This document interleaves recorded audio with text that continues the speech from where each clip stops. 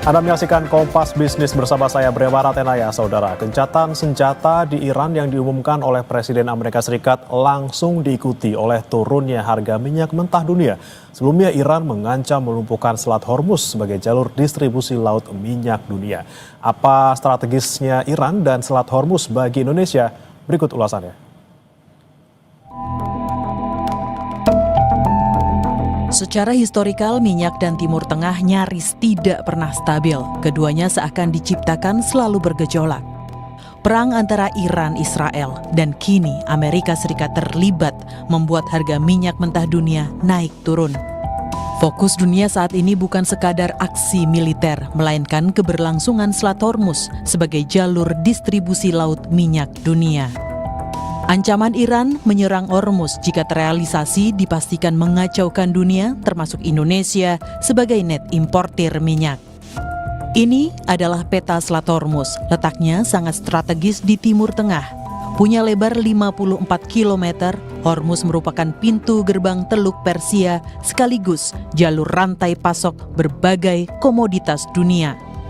Reuters bahkan bilang selat ini berkali-kali menjadi pusat ketegangan dunia dalam 10 tahun terakhir. Pakai data Badan Energi Internasional pada tahun 2023, minyak mentah yang diangkut melewati Selat Hormuz rata-rata 20 juta barel per hari. Volume ini hampir 30% dari total perdagangan minyak dunia. Sekitar 70% minyak mentah itu ditujukan ke negara-negara di Asia seperti Tiongkok, India, dan Jepang yang merupakan pembeli terbesarnya. Hormuz juga merupakan jalur ekspor bagi 20% gas alam cair dunia. Indonesia sebagai net importir minyak lewat Pertamina juga sudah mengantisipasi jika Selat Hormuz diganggu perang. Beberapa jalur alternatif akan ditempuh sebagai antisipasi.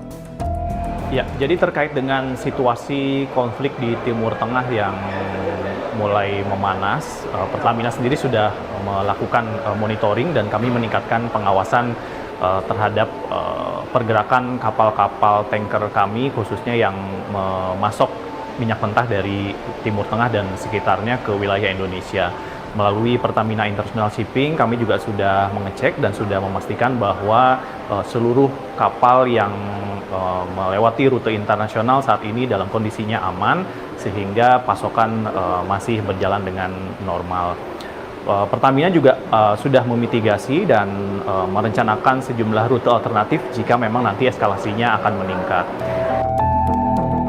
Sejak perang pecah di Iran karena Israel, harga minyak mentah dunia melesat ke atas $70 Amerika Serikat per barel dari sebelumnya di level 60-an dolar. 23 Juni 2025, harga minyak sedikit melandai karena Presiden Amerika Serikat Donald Trump mengumumkan gencatan senjata setelah pangkalan militer Amerika di Qatar diserang Iran. Minyak yang langsung landai setelah pernyataan Trump juga membuktikan pergerakan harga komoditas ini tidak hanya dipengaruhi oleh stok dan permintaan, melainkan oleh persepsi. Inilah yang harus diwaspadai Indonesia. Beruntungnya harga minyak dunia jenis Brent yang jadi acuan Indonesia belum melebihi asumsi APBN di level $82 Amerika Serikat. Tahun lalu minyak mentah Indonesia atau ICP bergerak di level $70, sedangkan Mei 2025 di level $62 Amerika Serikat per barel. Menteri Keuangan Sri Mulyani bilang perang wilayah strategis minyak memperparah tekanan ekonomi Indonesia yang juga sedang kerepotan menghadapi tarif Trump. Ditambah dengan berbagai kebijakan-kebijakan makro, terutama di bidang fiskal negara-negara maju, dan kemudian ditambah dengan kondisi geopolitik dan security yang sangat negatif, menegang dan bahkan sudah pecah perang yang menimbulkan kemudian ketidakpastian komoditas, supply chains. Ini semuanya menghasilkan dua risiko yang immediate. Risiko pertama adalah ketidakpastian harga cenderung naik, seperti harga minyak yang naik. Namun di sisi lain, dari sisi perekonomian global akan cenderung melemah. Jadi kombinasi kenaikan harga-harga karena disrupsi geopolitik dan security itu menyebabkan tekanan harga berarti inflasi naik, namun dikombinasikan dengan ketidakpastian yang menyebabkan ekonomi global melemah. Itu kombinasi yang harus kita waspadai karena tidak baik. Perlemahan ekonomi membuat dampak yang buruk, kenaikan inflasi dan kemudian menimbulkan kenaikan yield, apakah karena adanya geopolitik atau karena adanya fiscal policy. Kedua hal ini menyebabkan dampak kepada seluruh dunia termasuk Indonesia. Ini akan juga menggerakkan nilai tukar dan juga suku bunga global. Sebagai informasi, salah satu kilang terbesar di Indonesia yaitu Cilacap masih sangat bergantung impor atau suplai minyak mentah jangka panjang dari Saudi Aramco. Jika Selat Hormuz tutup, akses atau rantai pasok akan terganggu. Di satu sisi, kenaikan harga minyak setiap $1 Amerika Serikat juga membebani APBN sampai 10 triliun rupiah. Diah Megasari Anjaya, Tim Liputan, Kompas TV.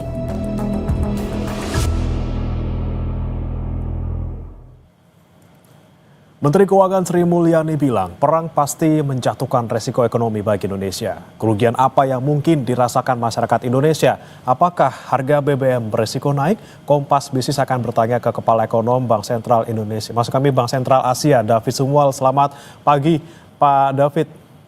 Selamat pagi, Mas Bre. Ya, Pak David, kita sebelum ke Iran ke Amerika Serikat dulu. Ini kalau kita lihat secara historikal, ini kalau misalnya data ekonomi Amerika Serikat lagi jelek-jeleknya nih Pak. Kemudian yang salah satu yang terbaru ini adalah defisit anggaran yang tembus sampai 1 triliun dolar Amerika Serikat. Kemudian muncullah perang di Timur Tengah. Apakah ada nih Pak korelasi antara data ekonomi yang buruk dari Amerika kemudian dengan pecahnya perang? Ya, kalau kondisi Amerika memang sejak tahun lalu itu kecenderungan melemah. Jadi kita lihat pertumbuhannya melemah dan ini juga diikuti juga dengan penurunan suku bunga Fed. Ya, suku bunga Fed itu kan sudah diturunkan sekitar 1% ya. Dan ada wacana dan juga kalau di Fed itu ada namanya dot plot ya. Jadi proyeksi dari anggota Fed terhadap suku bunga Fed ke depan. Nah itu mereka memproyeksikan antara 50 sampai 100 basis poin lagi penurunan di tahun ini. Jadi sebenarnya sebelum pecah konflik ya itu sebenarnya sebelum serangan Israel ke Iran itu sejak tahun lalu sebenarnya ekonomi Amerika Serikat juga sudah melemah. Dan saya pikir tidak ada kaitan ya antara konflik di Timur Tengah dengan pelemahan ekonomi di Amerika secara direct seperti itu. Oke, tapi kalau kita kemudian sekarang ke Iran nih, Pak David. Ini Trump mengklaim akan ada gencatan senjata total beberapa jam ke depan. Nah, kemudian pagi ini kita lihat harga minyak mentah langsung landai nih. Dari kemarin kita pantau kalau Brent nih sekitar 78, kemudian pagi ini ke 67, nih Pak. Ya. Apakah ini buktinya bahwa harga minyak ini tidak mutlak dipengaruhi oleh supply and demand? Apakah karena ada asumsi saja seperti itu? Sebenarnya kondisi pasokan minyak global itu sekarang dalam kondisi yang oversupply ya. Jadi dalam setengah tahun terakhir itu oversupply. Namun kita lihat itu kenapa sebenarnya fundamental dari minyak itu memang sebelum pecah perang itu bergeraknya di $95. Nah, setelah pecah perang ini ada premi risiko ya sekitar tambahan sekitar 10 sampai $15 barrel ya, dolar per barrel. Dan ini yang membuat harga minyak melonjak. Nah, sebenarnya ada satu premi risiko lagi yang syukurnya ini nggak kejadian, yaitu penutupan Selat Hormuz. Ya, ini banyak yang memperhitungkan, kami juga memperhitungkan bisa ada tambahan premi lagi itu sekitar $25 ya dari kondisi sekarang ya. Jadi memang lebih digerakkan oleh sentimen, memang pergerakan minyak akhir-akhir ini, Mas Bre ya, akibat kotet ini ya, balas membalas ya antara Iran dan Israel. Ya. Oke, kemudian bagaimana harga minyak ke depan jika memang konflik ini terus berlanjut dan sampai Selat Hormuz ditutup? Jangan kemana-mana saudara dan Pak David, kita akan bahas usai jeda berikut tetap di Kompas Bisnis.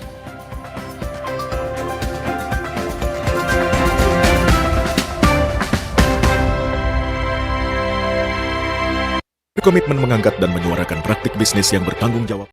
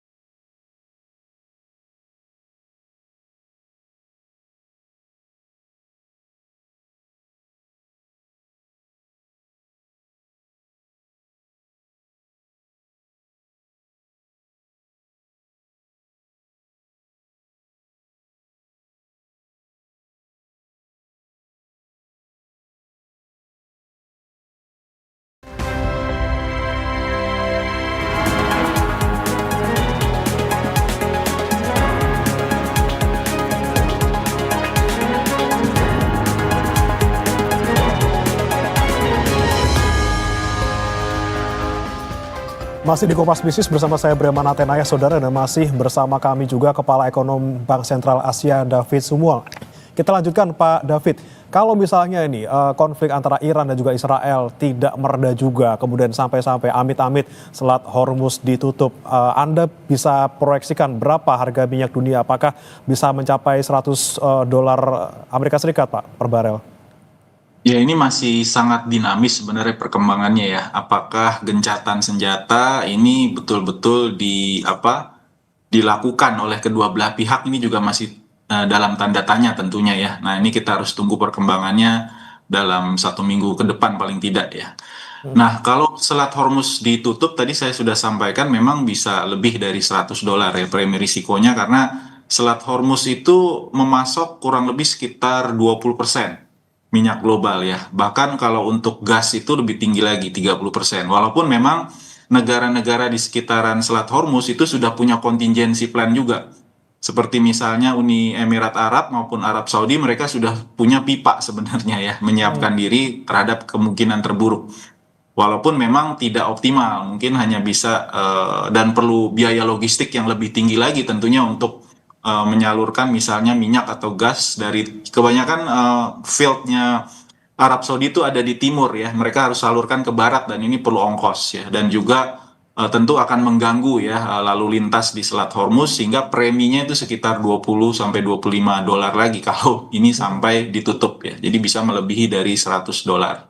Oke, kalau misalnya minyak mentah dunia sampai ke 100 gitu ya, kemudian apa pengaruhnya ke harga jual BBM kita, baik subsidi maupun subsidi? Karena kita memang masih menjadi importir minyak dari Arab Saudi, Pak David. Ya, betul. Ya, ini bedanya kita mungkin dengan negara-negara ASEAN lain. Kalau negara-negara ASEAN lain memang kebanyakan net oil importer ya, termasuk juga Filipina misalnya. Tapi untuk Filipina itu langsung terrefleksi di harga jual retailnya. Sedangkan kita untuk beberapa jenis BBM itu masih disubsidi, dan ini tentunya tidak serta-merta ya langsung terrefleksi. Nah, ini tergantung dari keputusan pemerintah apakah akan menaikkan harga BBM yang bersubsidi ya untuk solar dan juga minyak. Halo, assalamualaikum. Ya, lanjutkan silakan Pak David. Ya, silakan Pak David, dilanjutkan Pak. Ya, jadi kalau kita lihat ini tidak serta-merta ya, jadi tidak serta-merta akan naik harga minyaknya seperti negara-negara tetangga lain. Jadi impact-nya ini masih terbatas ya. Kalau misalnya harga minyaknya sampai 100, tentu ini akan membebani APBN ya. Jadi akan ada tambahan subsidi BBM dan kompensasi ya. Dan ini mungkin kritikalnya di atas $90. Dengan asumsi juga kursnya juga masih bergerak di sekitar 16.500-an, Mas Bre. Oke, nah ketika kemudian APBN kita ditekan oleh misalnya harga minyak dunia naik, kita harus kasih subsidi lebih besar lagi, kemudian rupiah juga kemudian semakin melemah nih Pak David. Apakah ini juga semakin membuat APBN kita ini semakin tertekan gitu Pak dengan kondisi ini? Ya, ini mungkin perlu penyesuaian pada akhirnya. Kita kan sudah mengalami beberapa skenario yang mirip ya dulu ketika harga minyak meningkat ya. Ini konsekuensi negara yang memang sekarang itu kita mengalami net oil importer ya. Kita kan produksinya kecenderungan terus menurun dari sisi produksi, itu sekarang hanya antara 500 sampai 650 ribu barel per hari. Sedangkan konsumsi ini trennya naik terus ya. Tiap tahun naik ya sekitar 5-10%, itu sekarang posisi di sekitar 1,2-1,3 juta barel. Jadi per hari. Nah, ini yang tentunya jadi PR kita bersama, bagaimana mendiversifikasi juga mungkin dari sisi sumber energinya ya.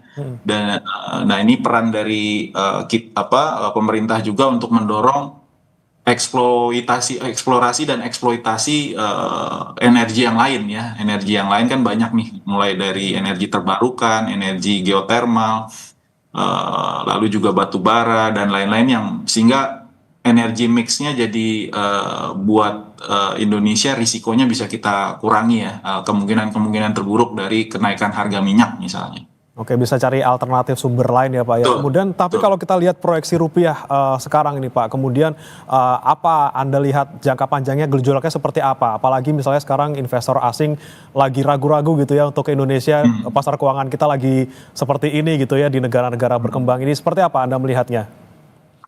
Ya tentunya kalau untuk rupiah ini selain faktor eksternal ya tentu dilihat faktor domestik ya. Kalau dari sisi domestik sebenarnya pertumbuhan kita masih relatif baik ya. Jadi dibandingkan negara-negara emerging market masih tumbuh sekitaran 5% lah, 4,8 sampai 5%. Nah ini kalau dibandingkan dengan yang lain ya masih sangat atraktif sebenarnya perekonomian kita.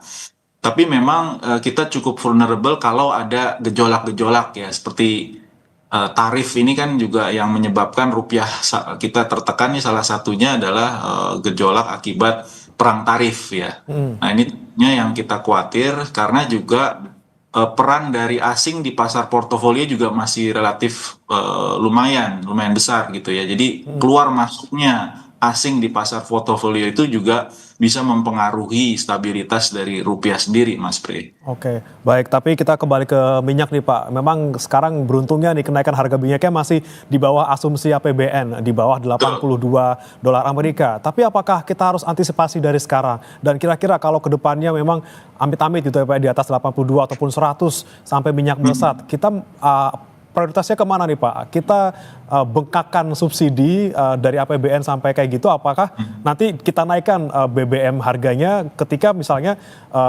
daya beli masyarakat kita lagi menurun gitu Pak? Ya sebenarnya untuk BBM kebijakan dari pemerintah ini kan pelan-pelan mengurangi subsidinya ya, karena subsidi ke harga suatu komoditas ini secara ekonomi maupun juga secara social justice kurang begitu pas begitu ya, karena ini kan dinikmati oleh semua orang ya kalau BBM naik ataupun kalau misalnya harga BBM-nya seperti negara-negara lain tuh memang pengaruhnya ke APBN-nya bisa lebih diminimalisir begitu. Jadi memang kita perlu juga melihat mekanisme-mekanisme lain bagaimana caranya supaya subsidinya lebih terarah tentunya. Tapi kalaupun nanti harga minyaknya naik, ya memang dan kita lihat ini cukup sustain, ya mau nggak mau pasti akan ada penyesuaian-penyesuaian ya. Kalau kita lihat dari pengalaman, mungkin adjustment-nya bisa ke arah pengeluaran pemerintah dulu mungkin ya, baru mungkin the last resort-nya baru penyesuaian harga. Seperti itu Mas Bre. Oke, lebih bijaknya pengeluaran yang lain di rem-rem dulu sebelum akhirnya menaikkan harga BBM ya Pak ya. Baik, terima kasih Pak David Sumual, ekonom BCA sudah bergabung bersama kami di Kompas Bisnis. Selamat pagi. Saudara, jangan beranjak, Sapa Indonesia Pagi akan kembali dengan informasi seorang anak perempuan 9 tahun di Tulang Bawang, Lampung ditemukan tewas. Diduga ia dibunuh dengan cara diracun dan menjadi korban kekerasan seksual. Sesaat lagi.